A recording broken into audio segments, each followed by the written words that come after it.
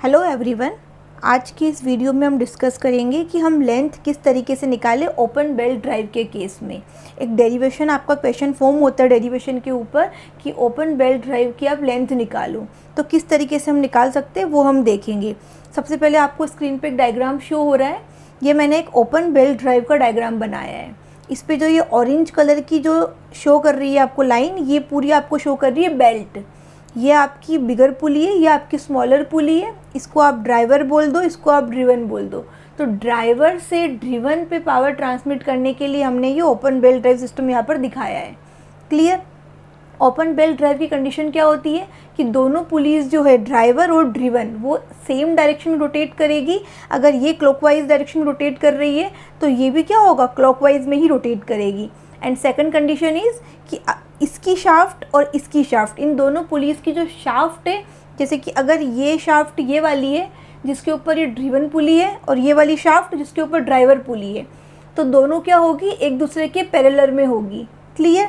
अब कौन सी टाइट होती है कौन सी लूज़ होती है, इसके बारे में हमने डिटेल्ड वीडियो पहले वाली वीडियो में मैंने आपको सब कुछ बता दिया है। अब इस पर कंसिडर करते हैं, इसको फोकस करते हैं कि हम लेंथ कैसे निकालें। क्लियर? तो लेंथ हमें ये ऑरेंज पेन से जो शो कर रखी है वो लेंथ है बेल्ट की, जितनी बेल्ट इन पुलिस के ऊपर चढ़ी हुई है। क्लियर? अब मैंने यहाँ पर नेमिंग दे दिया है, इसको मैंने O1 बोल दिया है, इसको मैंने O2 बोल दिया है। Just J, G, H, K ये मैंने जस्ट पॉइंट्स पे कुछ नाम दे दिए जो कि अभी मैं आपको एक्सप्लेन करूँगी। जो बिगर पुली जो ड्राइवर है हमारा, उसकी रेडियस मैंने यहाँ पर शो कर दी है R1, और जो स्मॉलर पुली है जिसको मैंने ड्रिवन बोला है उसकी रेडियस मैंने शो कर दी यहाँ पर R2। क्लियर? एंड इन दोनों पुलिस के बीच में कुछ ना कुछ डिस्टेंस होगी, उस डिस्टेंस को मैंने बोल दिया यहाँ पर कि x डिस्टेंस है, जो कि मुझे पता नहीं है अभी कितनी है, तो मैंने x यहाँ पर लिख लिया है। क्लियर? तो ये डायग्राम में क्या हो रहा है आपको समझ में आ गया होगा। अब जस्ट हमें करना क्या है, जो O2 है जो आपका ड्रिवन पुली है, उस O2 से आपको एक परपेंडिकुलर ड्रॉ करना है O1E पर। ठीक है, जो ग्रीन लाइन शो कर रही है O1E, यहाँ पर आपको एक परपेंडिकुलर ड्रॉ करना है जिसको मैंने नाम दिया है M, O2M। M पॉइंट पर आपने यहाँ पर परपेंडिकुलर ड्रॉ किया है। ध्यान रखिएगा जो ये वाली लाइन है O2M वो किसके पैरेलल ड्रॉ करनी है, E से लेके F तक। क्लियर? तो इस तरीके से मैंने एक परपेंडिकुलर ड्रॉ किया है जो कि आपको एक्स्ट्रा करना है डेरिवेशन को सॉल्व करने के लिए। क्लियर? अब ये परपेंडिकुलर है तो ये एंगल कितना होगा, 90 डिग्री। ये वाला एंगल अगर मैं पूछूं कितना होगा, तो टोटल ये एंगल कितना है, 90 डिग्री। उसमें से आप अल्फ़ा को अगर माइनस कर दो तो ये वाला एंगल आ जाएगा, क्योंकि ये वाला एंगल अल्फ़ा है और टोटल 90 है, तो 90 माइनस अल्फ़ा कर दोगे इस वाले एंगल को। अब ये वाला एंगल 90 है, ये वाला एंगल 90 माइनस अल्फ़ा है, तो ये कितना हो जाएगा, क्योंकि ट्राइंगल के तीनों एंगल्स का जो सम होता है वो 180 डिग्री होता है, तो ऑब्वियसली ये कितना हो जाएगा, अल्फ़ा हो जाएगा। क्लियर? तो इस तरीके से ये अल्फ़ा एंगल निकल कर आएगा। तो कंफ्यूज नहीं होना है कि डायरेक्ट कैसे लिख दिया, ये अल्फ़ा एंगल इस तरीके से आएगा। अब यहाँ पर देखिए, जो ये अल्फ़ा एंगल मैंने बनाया है, मतलब कि क्या शो कर रहा है यहाँ पर कि ये जो बेल्ट है ऑरेंज कलर से और जो ये ब्राउन कलर से मैंने जो पुली ड्रॉ करी है, ये बेल्ट और पुली यहाँ पर कांटेक्ट में है। ये पूरा हिस्सा क्या है, कांटेक्ट में है। क्लियर? G तक। तो ये एंगल मैंने बोल दिया अल्फ़ा है। सिमिलरली यहाँ से F से लेके ये H तक का जो हिस्सा है वो क्या है, कांटेक्ट में है और बाकी कांटेक्ट में नहीं है। ये इस तरीके से है, तो मैंने इसको बोल दिया अल्फ़ा एंगल, इसको बोल दिया मैंने अल्फ़ा एंगल, और इस तरीके से ये अल्फ़ा एंगल निकल कर आ गया है। क्लियर? तो ये इस डायग्राम के बारे में था कि हमने किस तरीके से देखा कि क्या रेडियस है, क्या डिस्टेंस है, किस तरीके से एंगल निकल के आया है। अब अगर मुझे इसकी लेंथ पता करनी होगी तो लेंथ क्या होगी, इस पूरी ऑरेंज पोर्शन जो आपको दिख रहा है ये पूरा बेल्ट है, इसकी लेंथ आपको निकालनी है। तो लेंथ किस तरीके से निकालेंगे वो हम देख लेते हैं। अब अगर मुझे लेंथ निकालनी है L, तो अगर कोई भी एक पॉइंट कंसिडर कर लिया है मैंने, यहाँ पर सपोज़ करो कि ये पॉइंट मैंने कंसिडर किया है, तो यहाँ से मैं पूरी डिस्टेंस काउंट कर लेती हूँ, G से लेके J तक, J से लेके E तक, E से लेके F तक, F से K, K से H, H से G। ये पूरी क्या शो कर रही है, बेल्ट शो कर रही है। तो मैंने यही लिखा है arc G J E, G J E। ये पूरा जो आर्क है वो प्लस E से लेके F तक की डिस्टेंस प्लस ये जो पूरा आर्क है F K H plus H से लेके G तक की जो डिस्टेंस है ये वाली। तो ये क्या शो कर रही है, बेल्ट की लेंथ को शो कर रहा है ये सब कुछ। तो इसको मैंने बोल दिया है कैपिटल L, जो कि बेल्ट की लेंथ है। इसको इस तरीके से भी लिख सकते हैं कि जो ये पूरा डायग्राम है इसको मैं हाफ में डिवाइड कर दूँ, इसको स्प्लिट कर दूँ, तो इस वाले डायग्राम, ये जो लाइन स्केल रखी है मैंने यहाँ पर, इसके ऊपर का पोर्शन आप काउंट कर लो, उसको डबल कर लो। मतलब ये जो पॉइंट है जे से लेके ई तक जो आर्क है, ई से लेके एफ तक की डिस्टेंस, और एफ से लेके जो के तक का आर्क है उसको आप डबल कर दो, 2 लगा दिया मैंने आगे। तो ये भी क्या शो करेगा, आपकी बेल्ट की लेंथ को शो करेगा। आपको कैलकुलेशंस हाफ करनी पड़ेगी, ठीक है। अब देखो यहाँ पर O1 M O2 ट्राइंगल, इसमें ये वाला एंगल कितना है, अल्फ़ा, ठीक है। ये इसका परपेंडिकुलर, ये हाइपोटेन्यूज। अब हम इसमें क्या निकालेंगे, साइन अल्फ़ा निकालेंगे। साइन अल्फ़ा क्या होता है, डिस्टेंस क्या हो जाएगी, परपेंडिकुलर कौन सा है, O1 से लेके M, एंड नीचे क्या आ जाएगा H, O1 O2, O1 O2, तो O1 M upon O1 O2। तो O1 M कितना है यहाँ पर, O1 M की अगर मैं बात करूँ, ये टोटल डिस्टेंस कितनी है आपकी R1, जो कि इसकी पुली की डायमीटर D1 है, तो उसका रेडियस कितना हो गया R1। तो इसका रेडियस यहाँ पर कितना है, ये R1 है, क्लियर। अब ये कितना है R2, इसकी रेडियस कितनी थी R2, तो ये डिस्टेंस और ये डिस्टेंस क्या होगी, बराबर होगी। तो टोटल R1 है, उसमें से आप यहाँ से लेके यहाँ तक की डिस्टेंस को माइनस कर दो जो कि R2 है, तो R1 माइनस R2 बन रहा है अपॉन O1 O2। O1 से लेके O2 की डिस्टेंस कितनी है, x है, तो यहाँ पर मैंने x लिख दिया। अब हमें पता है कि जब अल्फ़ा की वैल्यू या कोई भी एंगल की वैल्यू बहुत स्मॉल होती है तो हम क्या करते हैं, वहाँ से साइन कोसाइन जो भी साथ में होता है वो हटा देते हैं, उसको एज इट इज़ अल्फ़ा या थीटा इस तरीके से बोल देते हैं। तो अल्फ़ा अगर स्मॉल है बहुत, तो क्या करेंगे, साइन अल्फ़ा को अल्फ़ा बोलेंगे। तो साइन अल्फ़ा की जगह मैंने क्या लिख दिया, अल्फ़ा लिख दिया, R1 minus R2 upon x, ये वैल्यू ऐसे कैसे यहाँ पर लिख दी। तो इसको मैंने इक्वेशन 2 नाम दे दिया, इसको मैंने इक्वेशन नंबर 1 नाम दे दिया है, क्लियर। अब हमें क्या करना है, ये पैरामीटर और ये पैरामीटर अगर हमारे पास में आ जाए तो हम लेंथ इजीली निकाल देंगे। तो 1 बाई 1 हम सब इसी को कैलकुलेट करेंगे। सबसे पहले आप यहाँ पे देख लो कि जो आर के यहाँ से लेके यहाँ तक, यह पूरी वैल्यू निकालनी है, और मैंने क्या बोला कि इस वाली लाइन के ऊपर का आप निकाल लो, उसको डबल कर लेंगे। तो मतलब आर्क जे की वैल्यू आपको चाहिए, जे से लेके ई तक की वैल्यू आपको चाहिए। अब आर्क क्या होता है, जो भी आपकी रेडियस है मल्टीप्लाई बाई थीटा। तो रेडियस कितना है आपका R1, इस पुली की रेडियस कितना है R1, थीटा क्या कौन सा आएगा, हम इस वाले आर्क की बात कर रहे हैं, जे से लेके ई तक के आर्क की बात कर रहे हैं। तो ये एंगल 90 डिग्री है, तो ये कितना हो जाएगा पूरा 90 प्लस अल्फ़ा। तो उसको इस तरह से लिख सकते हैं π/2 plus alpha, clear. Same F से लेके के तक की बात कर रहे हैं, तो रेडियस कितना है R2, एंगल कितना हो जाएगा, टोटल π/2 है, उसमें से ये अल्फ़ा माइनस कर दो, तो ये वाला एंगल निकल के आ जाएगा, ये वाला एंगल निकल के आ जाएगा, क्लियर। तो π/2 माइनस अल्फ़ा यहाँ पर हुआ है। इन दोनों इक्वेशन को मैंने कंबाइन नाम दे दिया है, इक्वेशन 3 बोल दिया है मैंने इसे, क्योंकि हम आगे जब वैल्यूज़ पुट करेंगे तो मैं इन इक्वेशन को यूज़ करूँगी, तो आपको जस्ट कैच करना ईजी रहेगा कि मैं किसकी बात कर रही हूँ, क्लियर। इसको इक्वेशन नंबर 3 बोल दिया है। अब मुझे क्या निकालना है, ई एफ़ की वैल्यू निकालनी है। यहाँ पर मुझे क्या रिक्वायरमेंट है, ये मैंने निकाल लिया, ये मैंने निकाल लिया, मुझे ई एफ़ भी होगा अगर मेरे पास में, तो मैं एल आराम से कैलकुलेट कर लूँगी।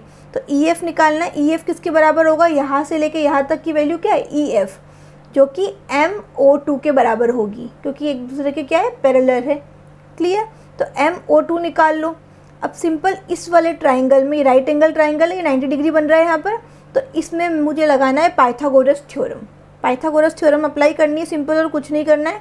तो MO2 क्या हो जाएगा, MO2 की वैल्यू निकालनी है, तो क्या हो जाएगा O1 O2 का स्क्वायर माइनस O1 M का स्क्वायर, ठीक है, अंडर रूट के अंदर आएगा ये। तो इस तरीके से O1 O2 क्या है, यहाँ से लेके यहाँ तक की डिस्टेंस x है, ठीक है, x है, तो मैंने यहाँ पे क्या लिख दिया x का स्क्वायर। देखिए आपको दिख रहा होगा, x का स्क्वायर माइनस O1 M क्या है, यहाँ से लेके यहाँ तक की डिस्टेंस, टोटल पूरा रेडियस कितना है R1, और ये डिस्टेंस कितना है R2, तो R1 माइनस R2 का स्क्वायर यहाँ पे मैंने यहाँ पर इसको लिख दिया है, क्लियर। इसको फर्दर सिंप्लीफाई करेंगे, एक्स स्क्वायर कॉमन ले लिया है, तो अंदर क्या बचा 1 माइनस, यहाँ पर एक्स स्क्वायर नहीं था तो अपोन में एक्स स्क्वायर मैंने यहाँ पर लिख दिया है। अब इसको अंडर रूट से बाहर निकाल लिया एक्स को, तो क्या बचा अंडर रूट के अंदर 1 minus R1 minus R2 upon x, और स्क्वायर को मैंने कॉमनली यहाँ पर एक ही बार में लगा दिया है। क्लियर, कुछ नहीं किया है, जस्ट सिंप्लीफाई किया है। अब इसी इक्वेशन को मैं इस तरीके से भी लिख सकती हूँ, क्योंकि ये क्या लगा हुआ है, अंडर रूट लगा हुआ है, तो मैंने अंडर रूट की जगह क्या कर लिया, पावर 1/2। सेम चीज़ है, सिर्फ लिखने का तरीका अलग है और कुछ भी नहीं है। तो इसी सेम चीज़ को मैंने ऐसा क्यों किया है, क्योंकि मैंने इसको यहाँ पर लगाना है बाइनोमिनल थ्योरम, वो अप्लाई करनी है, उस तरीके से मुझे उसको एक्सपेंड करना है। तो क्या होती है, जस्ट सपोज करो जो आपकी थ्योरम होती है वो होती है 1 प्लस एक्स की पावर n होता है। तो आप उसको किस तरीके से कर सकते हो, तो यहाँ पर आप R1 minus R2 upon x का स्क्वायर जो है इसको आप x की तरह ट्रीट करो, ठीक है। और 1/2 क्या है, यहाँ पर n है, तो क्या हो जाएगा 1 माइनस एन एक्स, ये क्या है n और ये पूरा क्या है x, तो 1 माइनस एन एक्स। क्लियर, ये स्क्वायर से कंफ्यूज मत होना कि स्क्वायर क्यों लगाए, क्योंकि ये पूरा स्क्वायर के साथ ही क्या है, ये आपका x है, अभी ये मान के चलो। तो 1 माइनस एन एक्स अपॉन में फैक्टोरियल 1 लिख लो, तो वो बात मतलब 1 ही है, तो कोई दिक्कत नहीं है, लिखो चाहे ना लिखो। प्लस एक बार माइनस एक बार प्लस, इस तरह से चलता जाएगा। तो आगे क्या टर्म्स बनेगी, n minus 1 n minus 2 upon factorial 2, इस तरीके से बनता जाएगा। तो आपको बहुत ज़्यादा एक्सपेंड नहीं करना है, इनिशियली जो फर्स्ट टर्म आ रही है वही लेकर चलना है। तो एक्सपेंड कर दिया हमने, x को मल्टीप्लाई कर दो अंदर, तो यहाँ पे क्या बन जाएगा, x minus 1/2 R1 minus R2 का स्क्वायर, x का भी क्या हो जाएगा, स्क्वायर हो जाएगा, लेकिन एक x ऑलरेडी बाहर था जो मल्टीप्लाई हो रहा है अंदर, तो x से x कट के एक ही x बचेगा यहाँ पर। क्लियर, आई होप यहाँ तक समझ में आ गया होगा आपको कि EF की वैल्यू निकल के आ गई है, जो कि मेरे पास इक्वेशन नंबर 4 मैंने उसको नाम दे दिया है। अब equation number 4, equation number 3, equation number 1 को यूज़ करेंगे और आगे हम क्या करेंगे, वैल्यूज़ निकालेंगे, ठीक है। तो क्या किया है मैंने यहाँ पे देखो लिखा भी है, यूजिंग इक्वेशन नंबर 1, 3, 4। 1 नंबर की इक्वेशन ये वाली है, 3 नंबर की इक्वेशन जैसे कि मैंने बताई थी आपको ये वाली है, और 4 नंबर की इक्वेशन मैंने अभी जस्ट आपको थोड़ी देर पहले दिखाई है ये वाली। इन सारी इक्वेशन से वैल्यू पुट करेंगे इक्वेशन 1 के अंदर। तो जब मैंने वैल्यूज़ पुट करी है, 2 ये वैल्यू पुट करिए, ये वैल्यू पुट करिए और ये वाली वैल्यू पुट करिए। क्लियर, अब पुट करने के बाद में इसको जस्ट क्या करना है, सिंप्लीफाई करना है और कुछ नहीं करना है। तो सिंप्लीफाई किस तरीके से, R1 को इससे मल्टीप्लाई कर दो, R1 को इससे मल्टीप्लाई कर दो, ठीक है। ये एज इट इज़ी रहेगा ब्राउन पेन वाला, क्योंकि इसमें कुछ सिंप्लीफाई करने को है नहीं। Plus R2 π/2 minus R2 alpha हो गया। क्लियर, अब π/2 की टर्म मुझे एक यहाँ पर दिख रही है, π/2 की टर्म मुझे एक यहाँ पर दिख रही है, तो π/2 वाली टर्म को एक साथ ले लो, कॉमन ले लिया π/2, यहाँ से R1 यहाँ से R2, ठीक है, R1 प्लस R2। प्लस अब अल्फ़ा मुझे एक यहाँ पर भी दिख रहा है, अल्फ़ा मुझे एक यहाँ पर भी दिख रहा है, तो अल्फ़ा को कॉमन ले लिया, तो क्या बन रहा है, R1 माइनस R2। क्लियर, और ये जो ये वाली टर्म है वो ऐसे ही मैंने यहाँ पर रहने दी है, क्योंकि इसमें कुछ भी कॉमन नहीं आ रहा है, कुछ हो नहीं रहा है, तो मैंने ऐसे ही इसको रहने दिया है। अब जो ये 2 बाहर था उसको भी मुझे क्या करना है, अंदर डाल के मुझे मल्टीप्लाई कर दिया पूरी इक्वेशन के साथ में।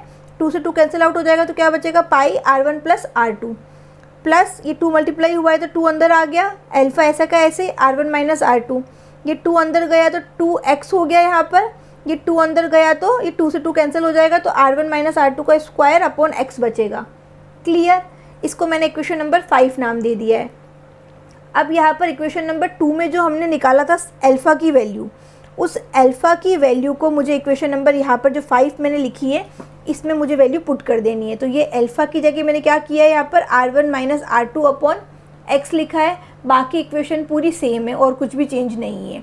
अल्फ़ा मेरे पास में मेरी वैल्यू निकाली थी इनिशियली, तो मैंने वो यहाँ पर पुट कर दी है। फर्दर सिंप्लीफाई करेंगे, ये टर्म ऐसे की ऐसे ही रही है, 2 R1 माइनस R2 तो मैंने क्या कर दिया, R1 माइनस R2 का स्क्वायर कर दिया अपॉन x ऐसे का ऐसे ही, plus 2x minus R1 minus R2 upon x का स्क्वायर ऐसे का ऐसे ही, और कुछ भी चेंज नहीं हुआ है। अब देखो अब क्या हुआ है, पाई R1 प्लस R2, ये 2x ऐसे का ऐसे ही। अब यहाँ पर R1 minus R2 upon x, ये जो टर्म बन रही है R1 minus R2 upon x ये स्क्वायर में, तो अब इसको मैंने कॉमन ले लिया है, ठीक है। यहाँ पर सॉरी, यहाँ पर जो ये ब्रैकेट है ना वो इसी तरीके से, ये x पे ब्रैकेट नहीं है, ध्यान रखना, x का स्क्वायर नहीं है, x ऐसे ही है। क्लियर, तो ये वाली टर्म कॉमन ले लिए, तो क्या बच रहा है, 2 माइनस 1, तो 2 - 1 किया तो 1, तो ये टर्म सिर्फ ऐसे ही बची है। क्लियर? ये x का स्क्वायर नहीं है, ये ब्रैकेट सिर्फ यहाँ पर लगा है, ये ब्रैकेट सिर्फ यहाँ पर लगा है, पूरा ब्रैकेट नहीं है, ध्यान रखना, कंफ्यूज मत होना। x नॉर्मल सिंपल x है, ये भी सिंपल x है, कोई पावर नहीं लगी हुई है यहाँ पर। तो ये वाली इक्वेशन निकल कर आ गई है। अब इस वाली इक्वेशन को अगर मैं देखूँ तो ये रेडियस की टर्म में है। अगर रेडियस की जगह अगर आप डायमीटर दे रखा हो क्वेश्चन में, तो आप r की जगह जस्ट d/2 पुट करो, तो r1 क्या हो जाएगा, d1/2, r2 हो जाएगा आपका d2/2। तो इक्वेशन कुछ ये आ जाएगी। तो ये वाली इक्वेशन तक सॉल्व करो तब भी ठीक है, ये वाली इक्वेशन तक सॉल्व करो तब भी ठीक है। तो ये आपका कंप्लीट डेरिवेशन हो गया है। आई होप इस वीडियो में कोई डाउट नहीं होगा। फिर भी कोई डाउट होता है तो आप मुझे कमेंट सेक्शन में पूछ सकते हैं। एंड मिलते हैं नेक्स्ट वीडियो में। अगर ये वीडियो हेल्पफुल रहा है तो प्लीज़ वीडियो को लाइक करें एंड अपने फ्रेंड्स के साथ शेयर करें। Thank you so much.